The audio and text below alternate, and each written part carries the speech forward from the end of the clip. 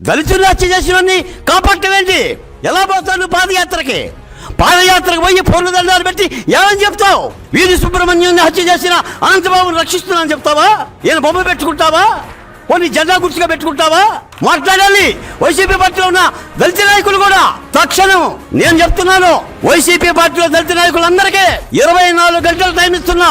తప్పనిసరిగా ఈ ఎమ్మెల్సీ పదవిని రద్దు చేయాలి. అప్పుడే ప్రజాస్వామ్యం బతుకుతుంది. ఈ రోజున వీరి సుబ్రహ్మణ్యం హత్య కేసు దేశవ్యాప్తంగా సంచలనం. ఏనాడు కనీవిని తెలుగు గడ్డ మీద లాంటి దాడులు జరగదా? ఏ బొజ్జ తారకం మాట్లాడలా, ఏ బాలగోపాల్ మాట్లాడలా, ఏ బాలకోటయ్య మాట్లాడలా. రక్తం మరిగిపోతుంది.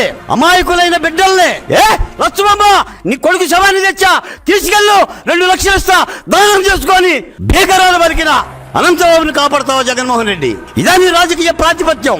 ఇలాంటి నేర ప్రవృత్తితో ఏం చేస్తావు? ఇదేనా రప్ప రప్ప అంటే? రేపు 29 అధికారానికి వస్తే ఏం చేస్తావు? ఇప్పుడు ఒక అనంతబాబు ఉండు, రేపు 10 మంది అనంతబాబుని పంపిస్తావా?